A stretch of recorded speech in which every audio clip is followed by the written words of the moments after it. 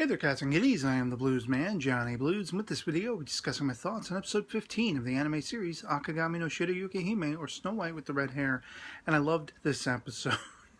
It was like, finally, that quirkiness was coming to the fore again, being that we're very much revolving around the Raj character and how sort of, squirrely he is. Even though he is on a path to reform in a sense, internally, he's becoming a better person through his, being familiar with and knowing Shirayuki, being affected by her more positively to the point where, like, people are baffled. You have some of his servants dropping the precious, sort of silver trays and everything that they're carrying this tea around and stuff, because they just can't believe he's actually like, what can I do to be a better prince? What am I lacking as a prince? Maybe it's, you could dial back on the being a selfish twat, like that might be step one.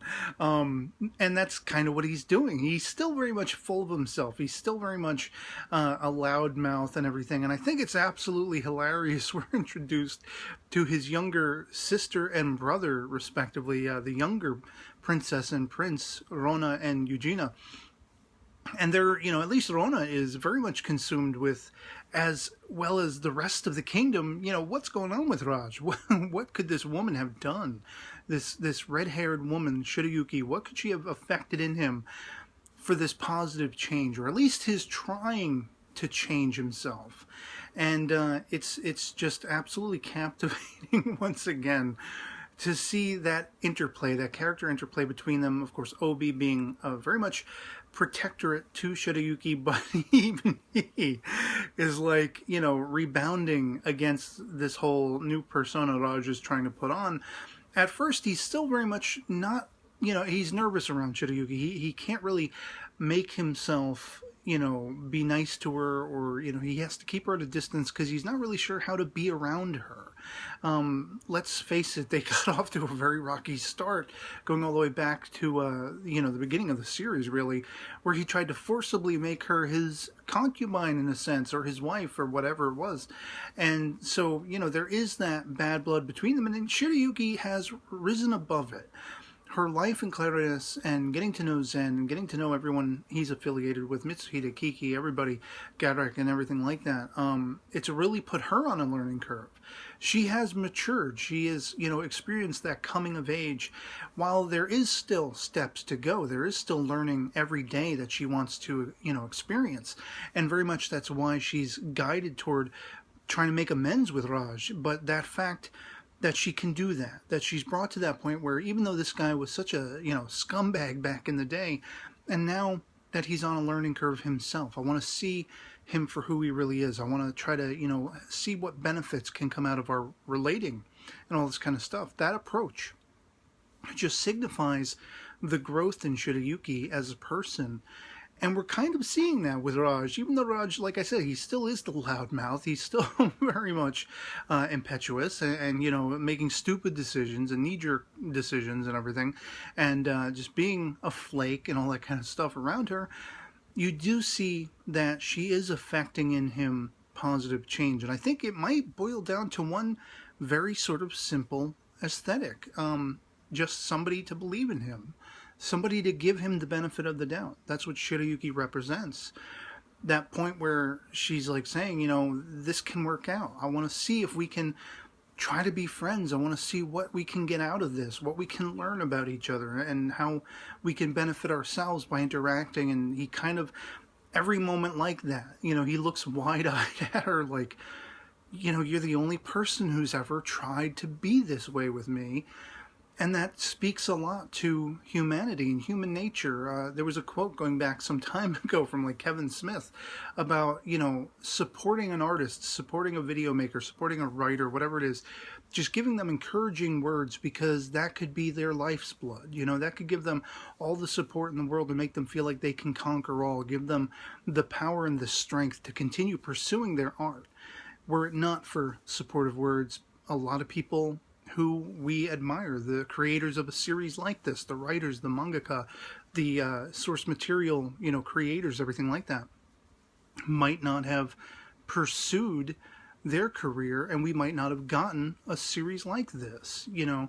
And it's the whole idea of supporting others and being there for others, not to sacrifice of yourself, you know, to the point of debilitating yourself, but to pick people up and let them know that, you know, we can all endure and we can all move forward. We all have that strength. And especially if we get to be friends and we get to accept each other and get to know each other, we can learn things and make ourselves, you know, evolve that much more. And that's very much what is going on here between Shirayuki and Raj, as hilarious as it is. A lot of this episode, when they get lost in the underground sort of, you know, tunnels and everything underneath the kingdom, I was reminded of shades of like Indiana Jones, which is funny because then you have Raj like, oh, it's not my fault, and that's calling back to another Harrison Ford character, Han Solo, where, you know, the Millennium Falcon couldn't be, the light speed couldn't be activated in Empire Strikes Back or whatever it is, and he's like, it's not my fault, you know. So I was getting vibes of that, which was really cool, but it was hilarious. Of course, we see Raj, he's very timid, he's the timid prince who doesn't want to do too much back-breaking labor. You know, he wants to just lay on the ground when they get lost in these tunnels. He has Obi carrying him across the little water section. And that, to me, is absolutely hilarious. And then, of course, Obi catching Rona and Eugenia, you know, sort of eavesdropping, and Rona is yelling at Eugenia for letting slip, oh, they know how to get out of this. You know, we're not actually lost. We know where the exits are. And the whole point was they were trying to go to the greenhouse of the kingdom, so, of course, Shirayuki could see and experience what that looks like and everything. And when they finally do, when everything is said and done, it's absolutely gorgeous and beautiful. And much to my speculation, you know, we have effectively Izana revealing to Mitsuhide that this is meant to test Zen and Shirayuki, splitting them apart and seeing how they function away from each other. You know, like, have they grown so dependent on each other that they will falter, or will that strengthen them even more in their being apart? And that's what, you know, Izana wants to see. And Mitsuhide asks him point blank, and surprisingly, Izana answers him point blank, yes, exactly. That's exactly what I want to see. And so I love that. I love also that Izana was trying to, like, you know, make it seem as though Mitsuhide was talking to him, and uh-oh, because we see, what was really cool, we see Keyhall and the birds again. And I was hoping we would actually see her again. I hope she's more involved in an upcoming episode or whatever, because I thought that character was awesome. But, like, that whole exchange where the bird lands on Mitsuhide's shoulder, and he's trying to give off the impression to Zen, like, oh, why are they talking? You know, trying to make him suspicious and everything. But Zen's resolve, you know, this is something that, it was a pleasant surprise to me, because I was afraid. And it's still something that could happen the longer they are apart. But I was afraid that Zen would be the easiest to falter in Shirayuki's absence rather than Shirayuki, you know. And it's just interesting. I mean, one of the best things about the series and the direction the story has taken is Shirayuki and Zen is pretty much, you know, a dime in the bag. It's pretty much set in stone. That's the way it's going to be. And you don't get a lot of interesting story out of that. Now that, you know, they're meant to be together, they are together, and you can put hurdles in their way and everything, but if they're just going to constantly overcome the hurdles, well, it makes for an uninteresting story. Whereas now, we've split them up, and we are investigating their interactions with other characters, most notably Shirayuki and Raj's extended family and all of that kind of stuff. Obi, how he will be impacted by Shirayuki being on her own. He's a very honorable guy thus far, but I mean, will he eventually cave and give in to his emotions and interests in her remains to be seen, and that could be quite interesting as well. All of this, it's made for utmost, you know, captivation in a way. Because I want to see Raj, you know, evolving. I want to see this character who I didn't like at the start, and now I'm starting to, you know, he's starting to grow on me. I'm starting to become a fan of his character because he's hilarious and he is on this learning curve, and there does seem to be some level of hope for him. You know, like, he can become a better person. And seeing that journey, seeing how, you know, Shirayuki burgeons that in him and pushes him along, instigates that in him, is fascinating. And, you know, it's just as captivating as the first season, where we saw Shirayuki and Zen overcoming those obstacles and coming together, and finally they did. Now that they are, let's see what else is going on in the world. And that's exactly the direction the story has taken with, you know, these other characters. And then, of course, toward the end of the episode, it's that much more intriguing because they're still looking for this Kazuki cat who came looking for Shirayuki in the first place. The Mihaya guy has actually gone missing by the end of the episode, and it turns out he's going to try to take Kazuki in. He's going to try to make a name for himself by taking the guy in, to which we see Kazuki turning the tables and being like, you know, let's partner up, let's make a deal between us to go after Shirayuki together. And you know, he seems very taken aback and excited by the prospect of going after Shirayuki while she is being protected by a guard, namely Obi. So it's like, what is this Kazuki guy's deal? I don't know exactly. I've had some like working sort of speculations in my mind that could he have a history with Obi? Could there be something like he's going to encounter Obi and Shirayuki trying to take Shirayuki, and Obi may have to fend off this, you know, kidnapping attempt, or will he have to sacrifice his life, or venture to sacrifice himself for Shirayuki's greater good?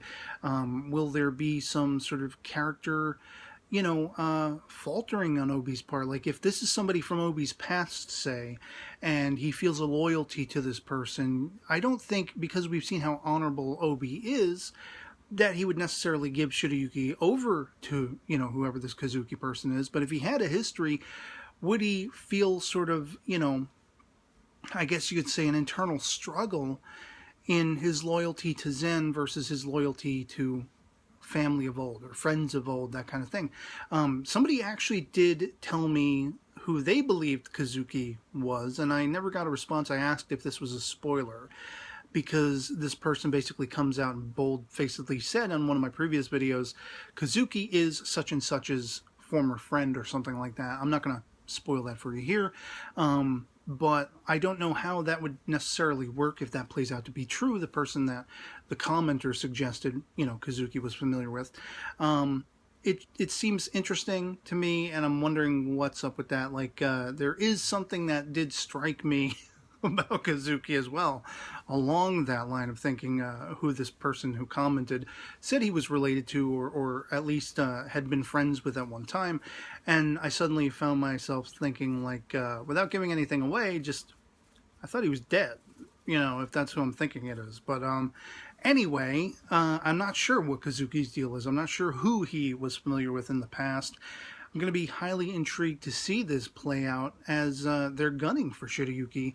And who are they gunning, you know, for Shirayuki for exactly? Because it seems as though Mihaya believes Kazuki's the guy, you know, the guy who's after Shirayuki, but it seems as though Kazuki is making this out to be there's somebody else that he's doing this for. So I don't know. But in any case, just another fantastic episode. Probably the best so far of Season 2 because of all that comedy, the hilarity, all the laugh-out-loud moments. Again, roving in that underground sort of dungeon-esque, you know, tunnels and everything like that. Also reminded me not only of Indiana Jones, but like Final Fantasy XII, most notably. There are a lot of areas where you go down into dungeons and everything. It looks very similar.